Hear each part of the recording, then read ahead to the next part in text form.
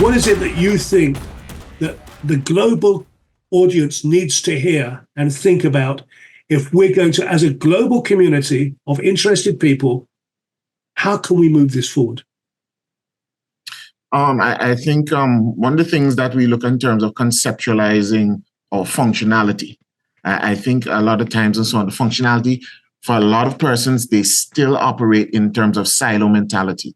And I think that when it comes to conceptualizing, okay, how do you look at the operation of the state?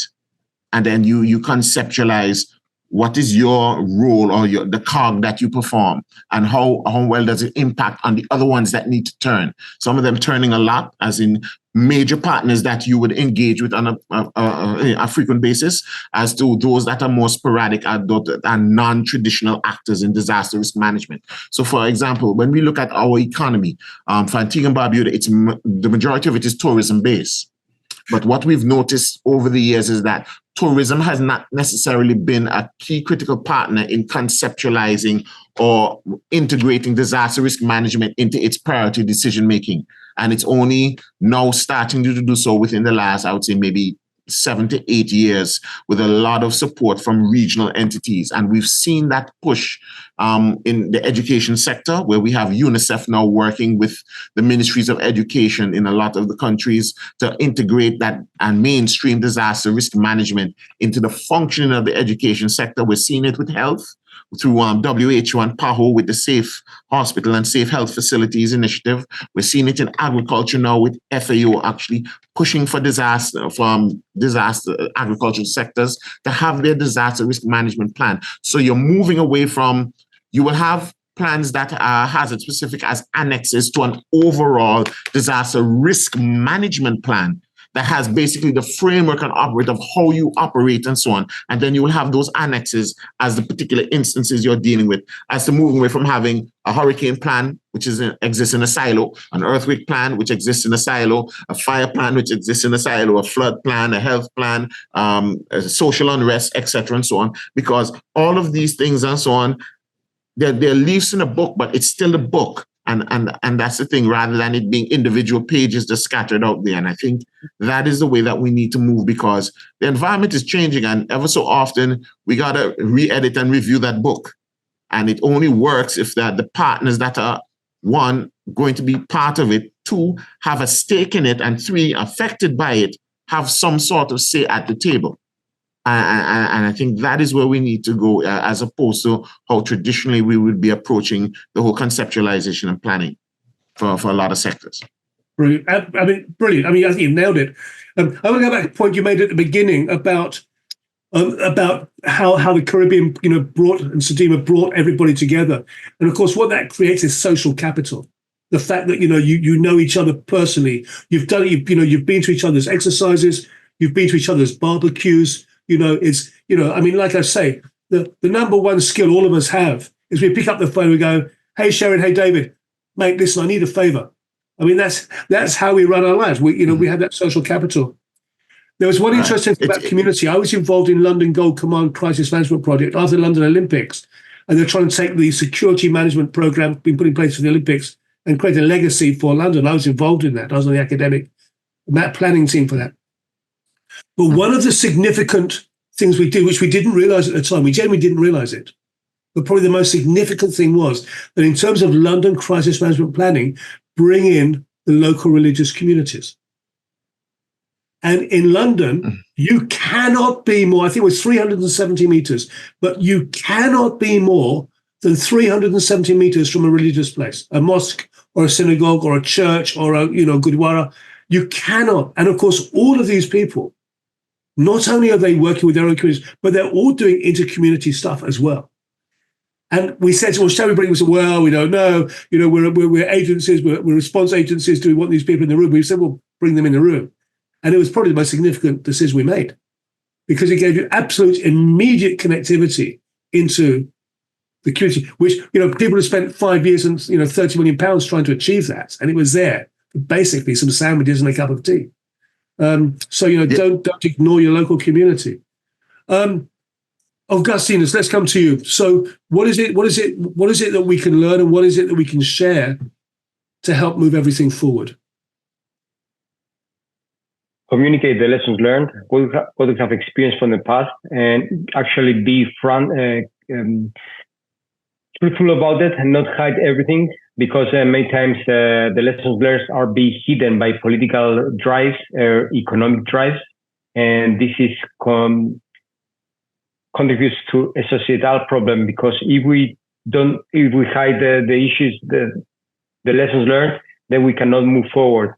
We have seen in a global sphere that post some catastrophes, many areas that need to be communicated have been hidden for a variety of reasons. Then we cannot learn about them.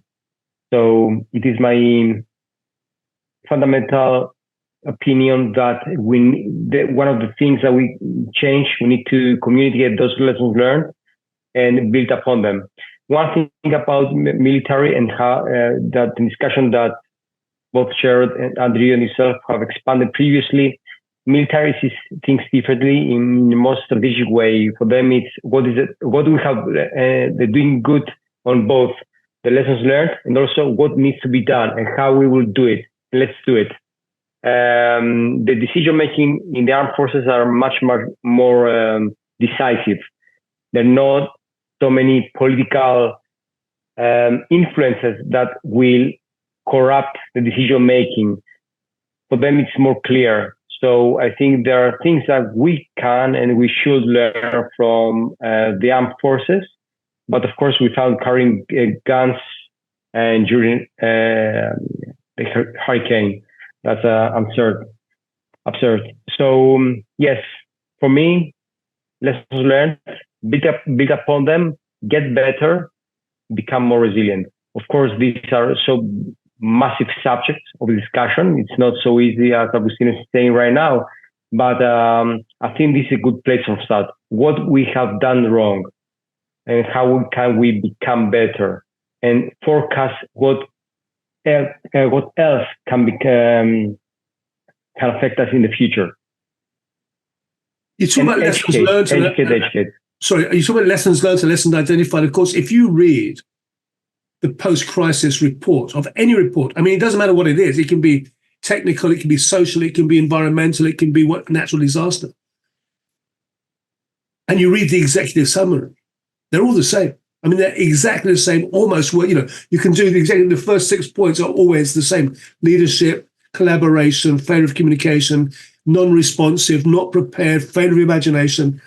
They're all the same. And Boris, we had an argument in the Global Crisis Watch.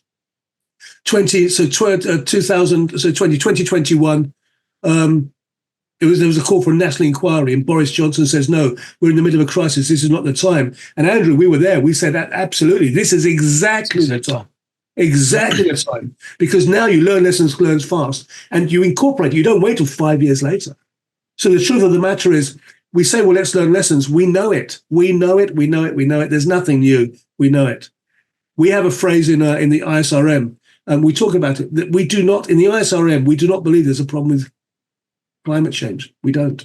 There's not a problem with global warming. The problem is human greed and stupidity. The problem is human greed and stupidity. And if you don't deal with human greed and stupidity, there's no point talking about climate change unless you talk about human greed and stupidity. And that basically works within this environment. Absolutely right. Andrew, I'll give you the final words and then we'll do a summation. So over to you, sir. I think what I'm going to say is going to be very unpopular, David. One of the lessons we need to learn is we're not the main show in town. So it's interesting when you work for an emergency management organisation and you are core business, then you go to an organisation whose main role is trucking or education or health or keeping the lights on. Emergency management is something they do as part of their function. It's not their core business. So when you speak to them, you need to be really clear on the value that you're creating for them. Mm-hmm. So many years ago, I remember having this discussion with a PR part of the business, and we got money out of the PR, had a very big budget. We got money out of them for community initiatives that enabled us to develop social license to operate, met our corporate social responsibility requirements, and helped emergencies. Now, we did that because it was beneficial to their bottom line. That's why the CEO signed off on that. He didn't sign off on it because he had a deep passion for emergency management. He had a deep passion for increasing his bonus. And I think this is something we need to learn. Tomorrow, people will go to school and teachers will teach the language of their country. They'll teach maths. They'll teach history. They'll teach home economics. Some of them will teach emergency stuff. But day in, day out, they don't see their core function as emergency management. And I think one of the pieces that we really need to get our heads around is, whilst it's what we get up for in the morning, it's not the reason a lot of people get up in the morning. They've got another reason for getting up in the morning. So it's, how do we make this resonate with them? How do we make it significant to them? Around the lessons material, like there's a whole discipline around how organizations learn. Like people go and do degrees in organizational development and change management. There's a whole discipline in it. And we're diligently reinventing our own wheel. And the example that I often use is in those reports. It's like when you do your maths exam and you get a question wrong. The learning isn't, if I ever get this question again, this is what I have to do next time. The learning is conceptually, this is what I have to do when I do quadratic equations. This is where I made my error conceptually. And we are very focused on functional lessons. And this, I think, comes back to our discussion around common body of knowledge, because we still make a distinction between this is what practitioners do and this is what those academics do. And there isn't the recognition that across the emergency management sector, there are a lot of people that are applying theory day in, day out to do their job because they're communications or they're an engineer or they're a logistician. They don't forget about the theory of logistics. They apply that, and they're in the emergency space. So they see themselves as an emergency management practitioner, but in a particular area. So for me, they're the three things that we really need to get to grips with. We're often not the main show in town until we are the main show in town. So how do we get organisations to value what we do? And how do we get organisations to think about it when they're doing things? How do we make sure that we actually learn conceptual lessons, including from like the whole area of isomorphic learning and learning from other areas and other organisations? There's material around that. And how do we start recognising that there's a lot of other people that have knowledge that we use day in, day out? We don't understand or necessarily know the theory that's underpinning what we're applying practically. And in other disciplines, there's somebody that translates the theory to the practice for those that don't need to know the theory. In construction, it's the engineers. They've got to be able to have a foot in both camps. We need to be moving into that area as well. I've always said I use gramophone records. I still love gramophone. I've got no idea how they put the music in that, or how the needle picks up the music. Conceptually, I just do not understand it. Doesn't stop me enjoying the gramophone records. You know, I mean, that's exactly what I do. And we see Magdalena come on from Mexico, our friend in Mexico, and one of the people from our Mexican chapter. Good to see Magda. Magda, I would love to get you on a one of the sessions in the next 2 days. Drop me a line. I would love to, seriously love to get you on from Mexico. But for today, that's it. So can I ask everybody in the audience to thank our panelists, Sherrod James, Andrew Blades, and Avgoustinos Chatyigiannis. It's been an absolute pleasure. Please do put your appreciation in there. Tomorrow we have two fantastic programs. On day 2 at 10 o'clock in the morning UK GMT, we've got lessons from the Global South, and there's massive lessons from the Global South.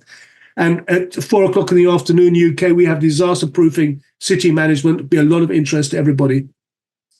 If you are not yet a member of the ISRM, please, you don't have to be, but if you are, we'd love to have you. It's £100 a year, and basically it helps support Do This.